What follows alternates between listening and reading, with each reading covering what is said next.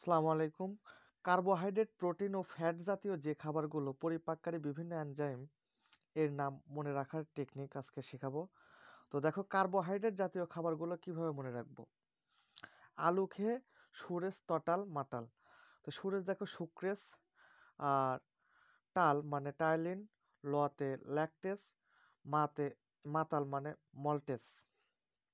এবং দেখো, প্রোটিন জাতীয় খাবারগুলো কিভাবে মনে রাখবো। প্রোটিন জাতীয় খাবারগুলো পরিপাককারী এনজাইমের নাম।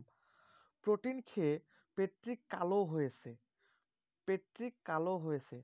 তাহলে দেখো, পেতে পেপসিন, পেতে পেপসিন, ট্রিতে ট্রিপসিন, কতে কাইমোট্রিপসিন।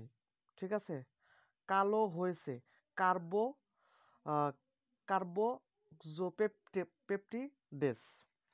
ফ্যাট জাতীয় খাবারগুলো পরিপাককারী এনজাইমের নাম জাস্ট একটা মনে রাখলেই যথেষ্ট, লাইপেস।